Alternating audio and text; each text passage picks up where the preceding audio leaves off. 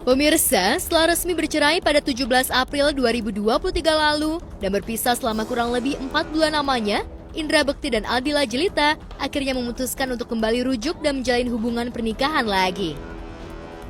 Keputusan rujuk tersebut dibenarkan oleh penghulu KUA Kebayoran Baru Jakarta Selatan yang menikahkan. Ketika masih di masa iddah, talaknya talak satu roj'i. Talak satu roj'i itu artinya talak yang bisa rujuk, maka seseorang bisa rujuk. Tapi kalau sudah di luar masa iddah, maka untuk bisa kembali masyarakat bilangnya rujuk, tapi prosedurnya secara umum harus dengan melalui pernikahan. Happy ya Kak, udah sama Adila. Oh iya dong. Sayang di sana. Oh di sana. Di sana. Berarti happy nggak sih? Happy banget.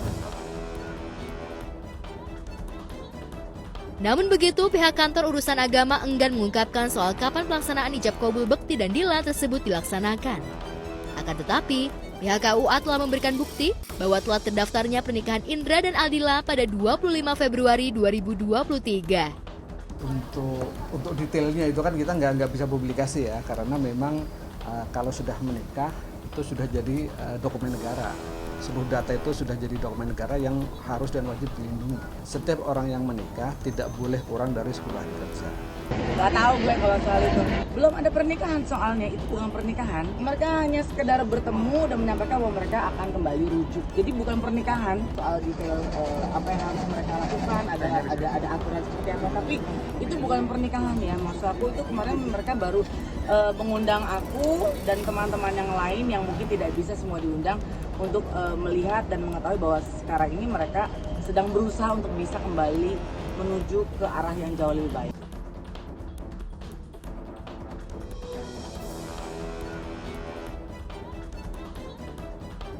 Namun di tengah mengayuh kabar bahagia tersebut, terselip kekecewaan mendalam dari Ibunda Dila, Marjam Abdurrahman, yang secara belak-belakan ia menyatakan ketidaksetujuan dan ketidaksukaannya anaknya kembali menikah dengan Indra Bekti. Menurutnya, dirinya tak sudi jika putrinya harus kembali membina rumah tangga bersama presenter ternama itu.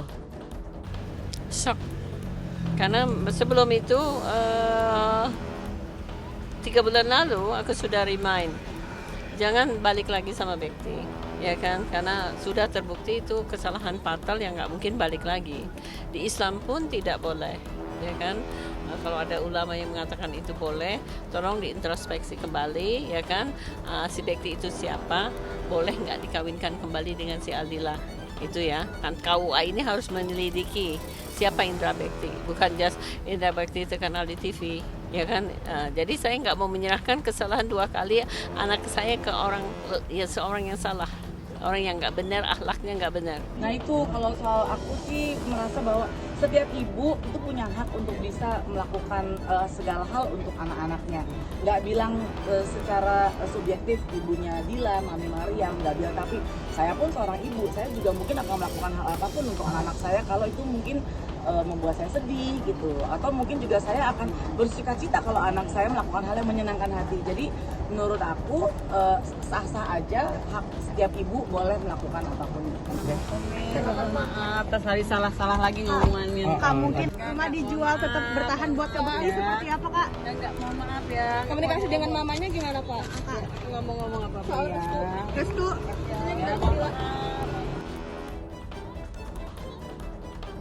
Selain itu, Marjam juga mengungkapkan ada kesalahan masa lalu Bekti yang terjadi pada tahun 2016 lalu yang belum bisa ia maafkan sampai dengan saat ini.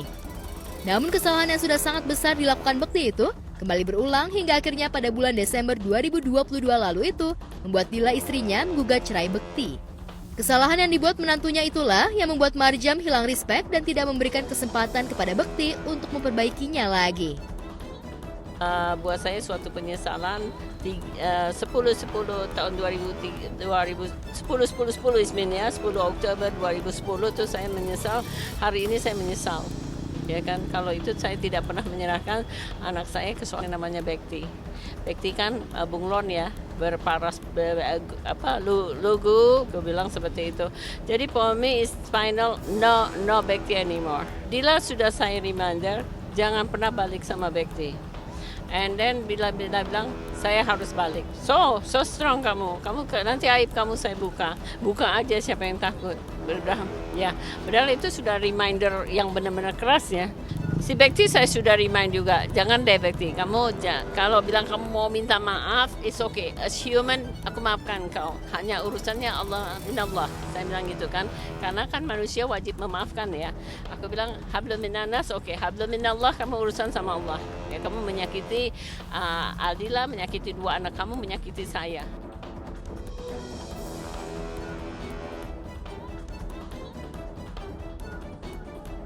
Tak hanya itu, Marjam juga mengungkapkan kalau bukan hanya dirinya saja yang tidak setuju atas rujuknya Bekti dan Dila, namun juga adik-adik Dila yang mengungkapkan keberatan yang sama. Adiknya Dila bilang, Mam, jangan dibuka rahasia itu karena menyangkut future of Dabni, ya kan? Oke, I keep it, ya kan? Tapi Dila nggak menghargai itu gitu. Seandainya dia saling menghargai, Dila nggak mau rahasia suaminya rahasia dibuka, dia jangan melangsungkan pernikahan dulu. Tidak usah terburu-buru. Buat apa terburu-buru? Dia harus introspeksi ke belakang. Dia 13 tahun dicemooh oleh si Bekti.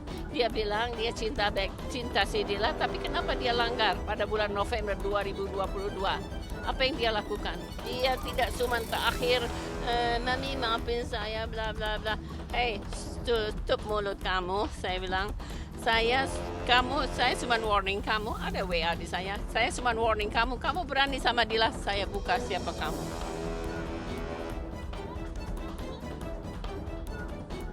Bisa jadi amarah memuncak yang ditujukan Marjam tersebut lantaran dirinya sudah sangat mengenal bagaimana rumah tangga anak dan menantunya itu dibangun.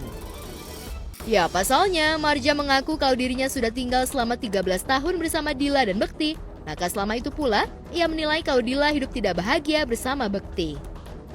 Abdikan hidup saya buat Dila. Jadi jangan orang lain bilang saya ikut campur urusan Dila. And then saya sudah remind, saya sudah bilang, saya melihat ke depan. Kalau kamu balik dia, itu tidak baik buat perkembangan 2 cucu saya. Karena dia melihat akhlak bapaknya jelek.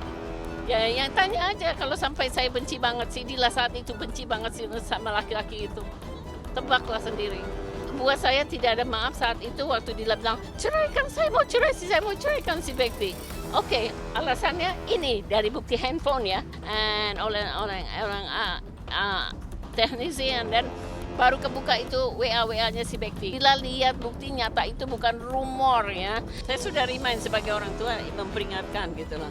Jangan deh terjerumus lagi ke situ.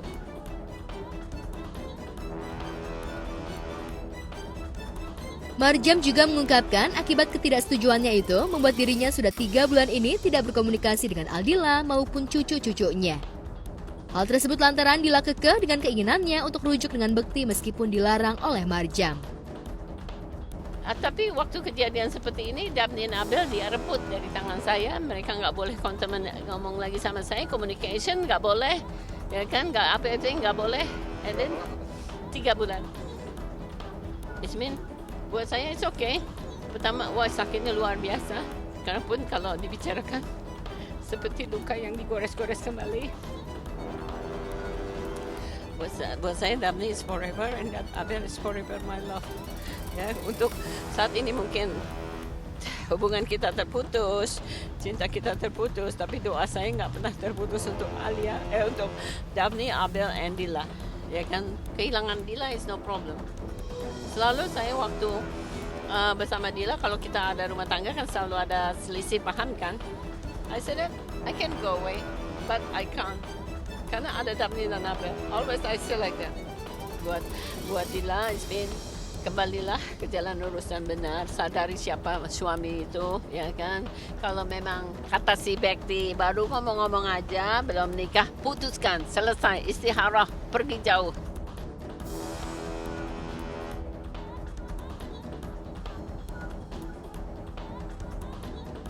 Sementara itu sebelumnya, adik kandung Indra Bekti Cipta mengungkapkan kalau usai ijab kabul, Bekti dan Dila menggelar acara syukuran yang digelar secara sederhana.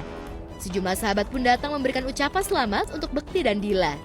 Kalau rujuknya ya, yang memang officialnya ya hari ini. Cuman kalau memang dihitungnya per kapan ya mungkin mereka berdua yang lebih tahu gitu ya. Kalau ngobrol sama keluarga itu udah sekitar 2 minggu yang lalu. Gitu, udah ketemu sama keluarga besar, sama abangku yang paling tua udah, ketemu orang tua udah, ketemu ketemu om-om dan tante-tante udah, walaupun memang belum semua keluarga besar ya. Dan memang kalau untuk hari haknya kapan, dia mau ini lagi kapan tuh saya juga belum tahu juga, karena memang undangannya hari ini menghadiri datang itu buat ada ya kumpul lah.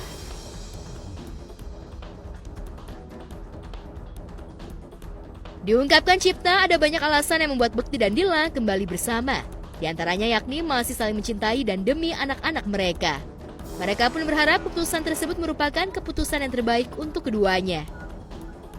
Ya kalau untuk alasan itu ya indranya Bang Indra sendiri yang lebih tahu ya gitu ya, karena kan Bang Indra juga sudah dewasa, dia punya keputusan pandangan gitu ya, dia yang merasakan gitu ya.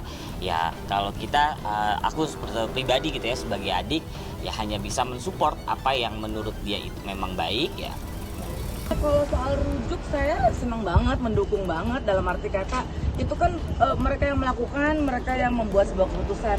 Saya sebagai orang terdekat mereka gak bisa mengatur untuk gue nggak setuju siapa saya gitu. Tapi dengan hal istilahnya si rukun warga ini terjadi ya saya senang-senang aja, karena yang penting adalah ngingetin Bekti bahwa ini tuh bukan mainan Lego yang bisa dibuka, tutup, setting lagi. Ini kan berhubungan dengan hidup orang lain, dengan Dila, dengan anak-anak.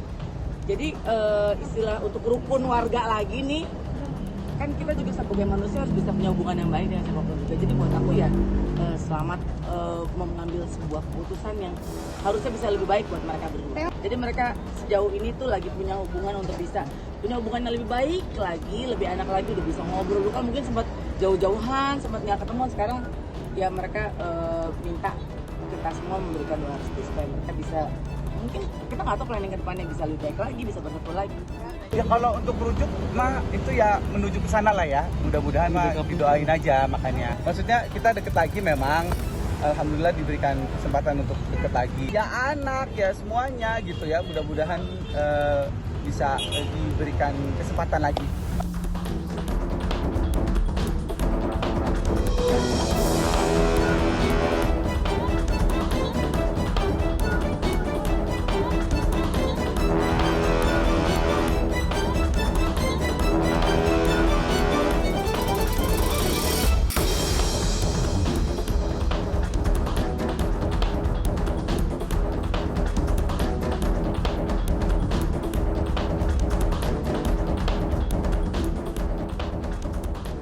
Sementara itu, konflik rumah tangga antara anak menantu dan ibu kandung juga terjadi dalam rumah tangga Ari Kriting dan Indah Permatasari. Belum lama ini, dalam siaran live-nya secara langsung di akun TikTok, Nursya Ibunda Indah mengungkapkan kalau dirinya tidak lagi mengakui Indah sebagai anaknya. Namun saat ditanya awak media terkait pernyataannya itu, Nursya justru enggan menjawabnya. Saya disuruh ketemu baru dia yang umbar-umbar ya. Tidak mau saya menanggapi. Tidak perlu mau komen-komen ya. Komen yang orang-orang begitu Anda mau.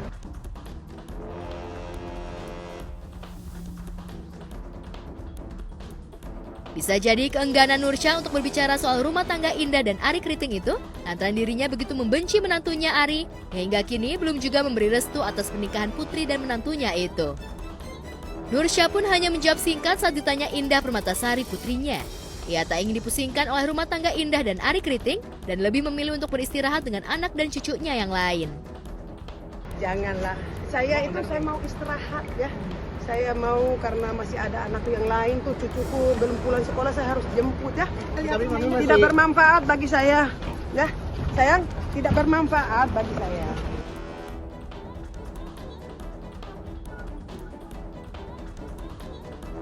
Sementara itu dianggap tidak lagi menjadi anak dari Nursya, lewat Instagram miliknya, Indah pun menjawab santai ucapan ibunya dan pertanyaan dari sejumlah warganet terkait pernikahannya dengan Ari dan soal pernyataan ibundanya itu. Selama bertahun-tahun kami diam, Bang Ari juga nggak ada klarifikasi apapun, karena kami pikir ini tuh masalah keluarga gitu. Aku yakin Bang Ari nggak pernah punya perasaan untuk menjudutkan siapapun. Kadang-kadang ada masalah itu kita tidak bicarakan, tapi kita coba tunjukkan itikat baik kita dengan aksi nyata aja gitu. Saya sih berharapnya sih mudah-mudahan langkah-langkah besar, kemudian aksi-aksi nyata yang kita lakukan untuk menunjukkan bahwa kita bertanggung jawab dan kita berusaha gitu bisa menjadi pertimbangan lah mungkin untuk ibaratnya memaafkan kesalahan-kesalahan kita yang kemarin, mungkin hilaf-hilaf kita yang mungkin ada.